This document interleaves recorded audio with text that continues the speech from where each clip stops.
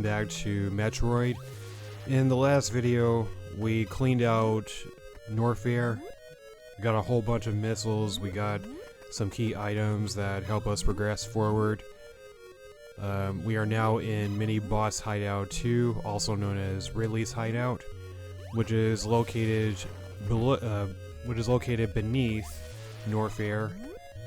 We are now in pretty dangerous territory, and the music indicates that quite well, because unlike Cray's Hideout, where the music is more so on the calmer side, despite the aggressive environment, not only is Ridley's Hideout, the theme to Ridley's Hideout, more nerve-wracking, but the environment is even more aggressive.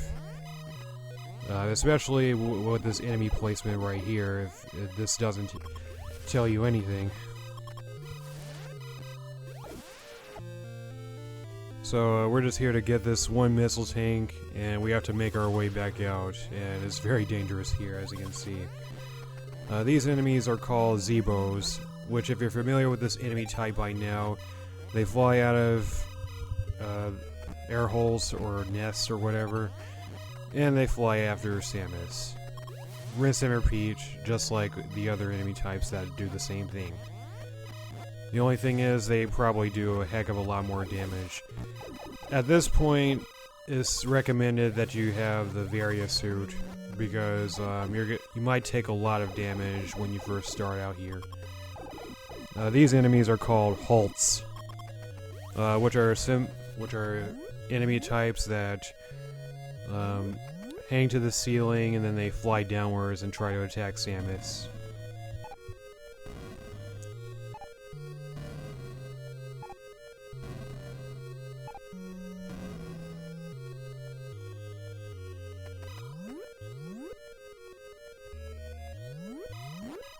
We got the multi-viola back. These guys are very good for racking up some energy and missiles. They're pretty good for farming. I'm just gonna take a shortcut down here and avoid these guys. These are called the Desgiga, which are similar to the side hoppers from Cray's Hideout.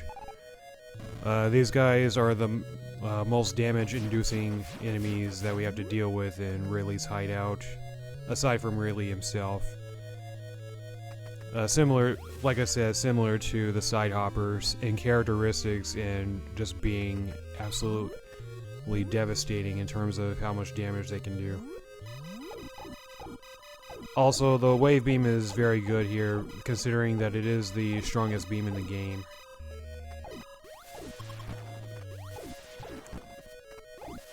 The ice beam should probably help as well, but I mean, the ice beam would have been worked pretty well there if I would have. That way, I could have just frozen them in place and used one of my missiles on them, or the screw attack. These enemies are called Viola, which are enemies that crawl around surfaces, similar to the Zoomers and other enemies like that.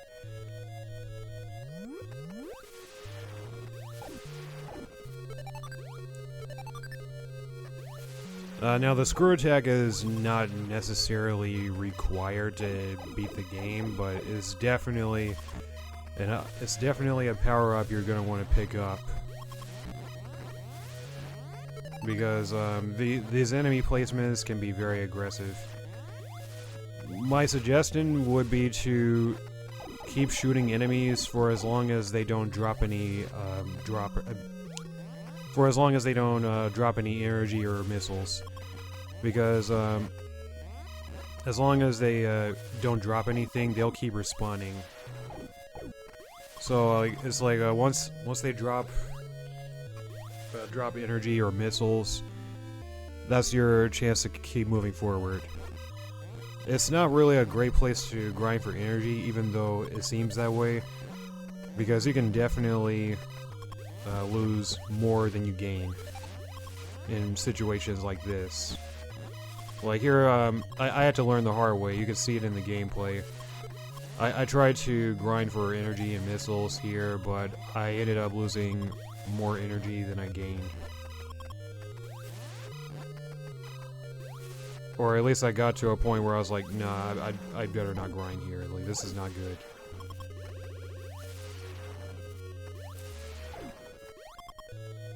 And these guys move really fast. The Holts are really aggressive in terms of speed.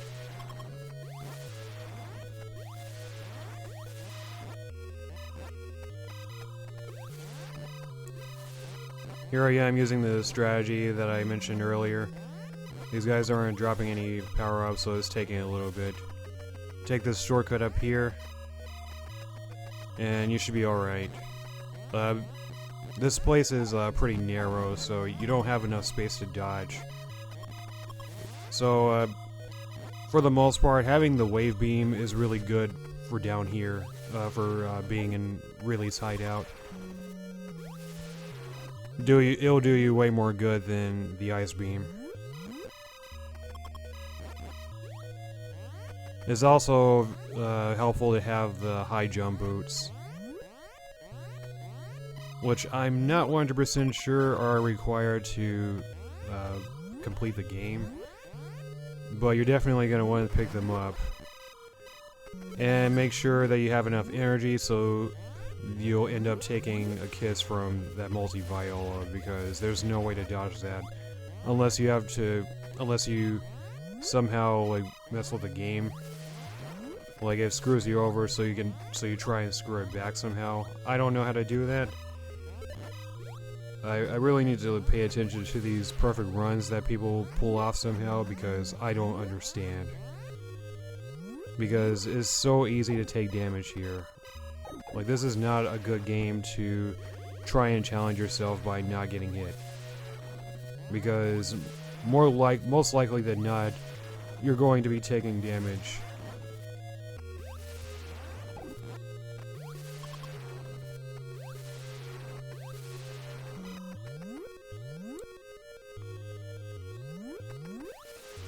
I forgot to mention that there was an energy tank around here. I'm not sure if we passed it already. Oh yeah, I did pick it up, didn't I? So, I picked up an energy tank earlier, but there was actually a trap just before getting the energy tank that you could easily fall through, and it would take you to a lower point in the hideout. Once again, take this shortcut, just like before. Watch out for these Deskigas, because they do crazy damage. And there's no way of getting up the higher route, so you have to take this lower route anyway. That's one of those traps I was talking about earlier. Don't know why that lava is colored in gray. Don't know what happened there. The developers must have forgotten to color it, I guess.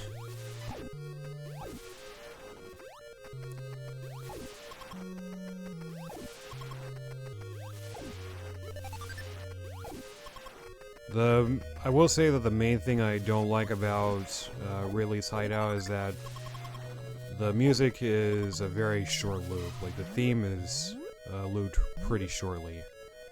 Make sure you be careful with this jump. It's a very tight jump. You notice that there's a jump cut right there, because I edited out a lot of my mistakes, because it took me quite a few chances. It took me a few times before I was able to make that jump properly, which you have to make it a certain way in order to make it, because it's kind of difficult. Here's a wall that has another side that you can't access somehow, which is quite foreign for this game, because usually there's a hidden block somewhere that you could pass through in order to get to it, but nah, you just can't pass that one, so that's a jerk move for the game right there.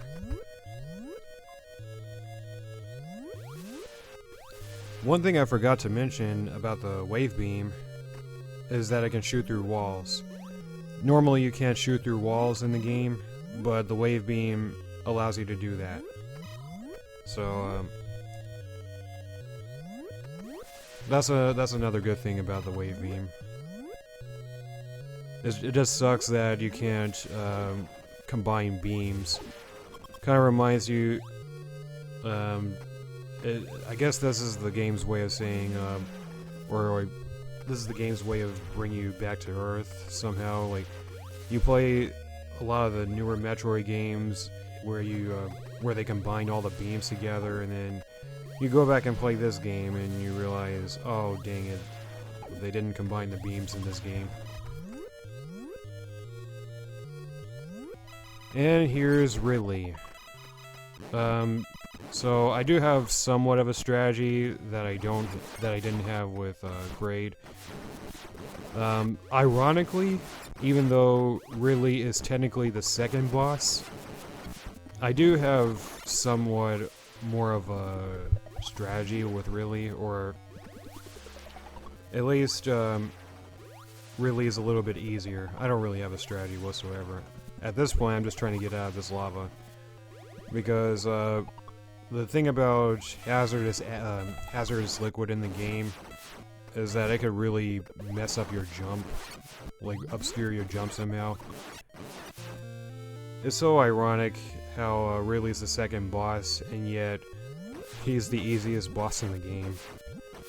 Even more so than Kraid, and he's the first boss, so it's crazy how that works. Because Ridley is pathetic. And that design decision was also pathetic, because why did they have that halt right there at the door? Like, that is some illegal design right there.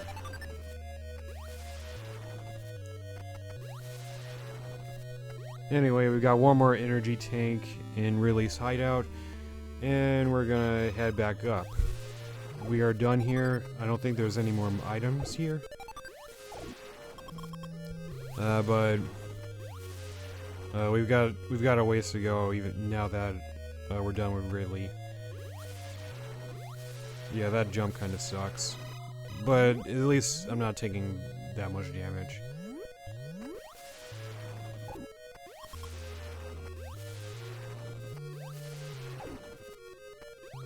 As you can see, the missile count has increased quite a bit after defeating Ridley.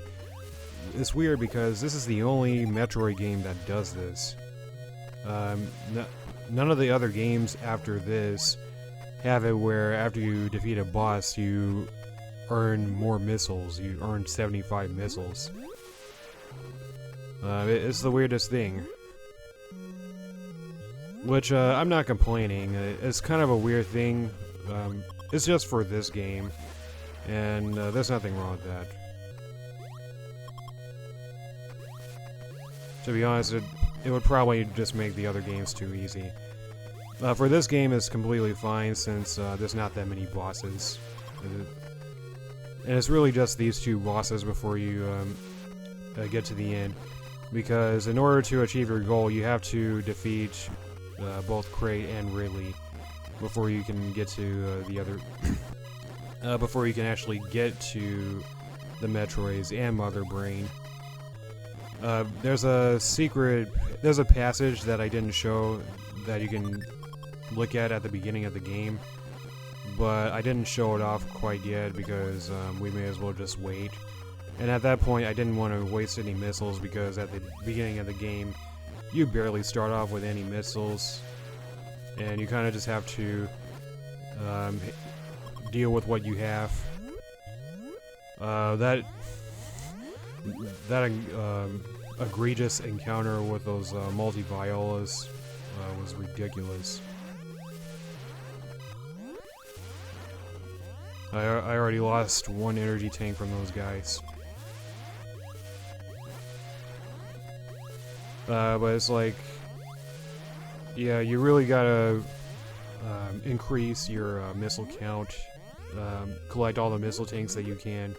Even if you don't completely get every single item in the game, which is technically impossible because you can't stack beams. And you can't get more than one, more than 8, wait, no, that's not right. You can't get more than 6 energy tanks in this game, which is sad, because there's, I think there's a total of 8 energy tanks in this game, and you can only get up to 6. So we're pretty much maxed out on tanks, or at least the amount of tanks that we can get. So that kind of sucks. Limitations and all, but you know, that's how the game is.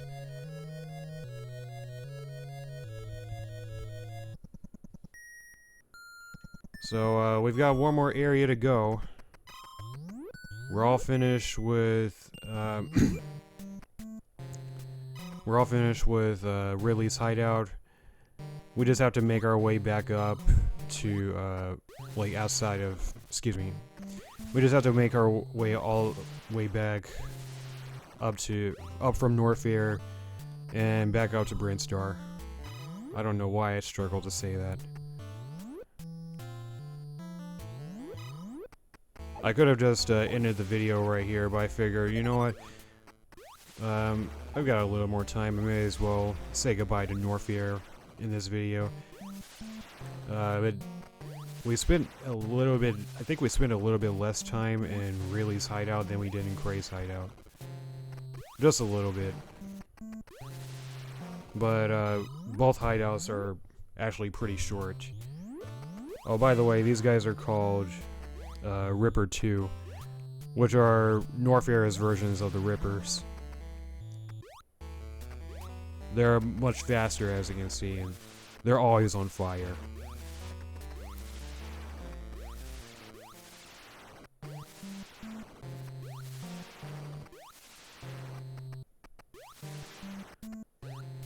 But anyway, look how far we've come. Well, it's like you feel a sense of accomplishment after you collected as many items as we did.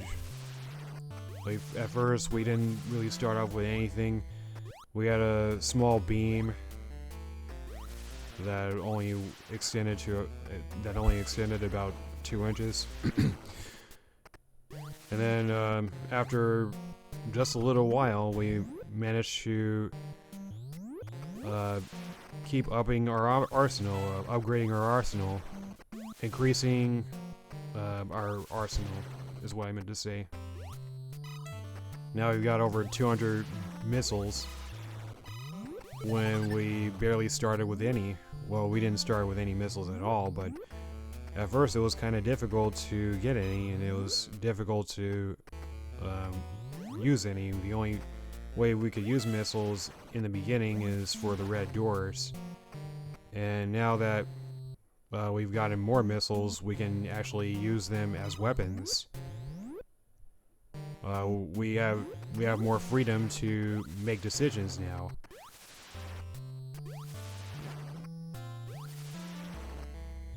And although I'm not really sure exactly how many missiles are required to finish the game. I believe I'm not really gonna try and guess, but I do know that you have to collect a lot of missiles. Actually, I think since both bosses, both Kraid and Ridley, drop 75 missiles each after you defeat them.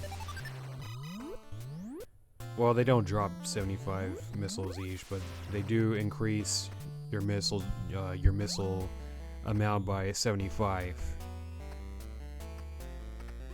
But I think that's the minimal amount. You do need at least one missile tank to like get through, at least get through the red doors and stuff. Did I pause here? I guess I was looking at the map again.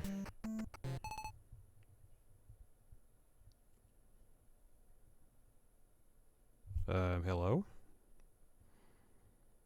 I need to edit that out. I guess I I guess that's something I missed while I was editing the video. But anyway, I guess the minimal amount of missiles is like 1 tank just to get through the red doors and stuff. And then both Crate and Ridley give you the amount of missiles that you would need. And then there's also the morph ball that you need to even start the game. There's the high jump boots, which help you jump higher places and stuff. Oh, and there's also the bomb part for the morph ball. I think those are all of the required items that you need to get in order to beat the game. But with all that said, that's going to be the end of this video. The next video will be the final part for this Metroid playthrough. Thank you all for watching, and I hope you all have enjoyed, and I'll see you again in the next video. Have a blessed day.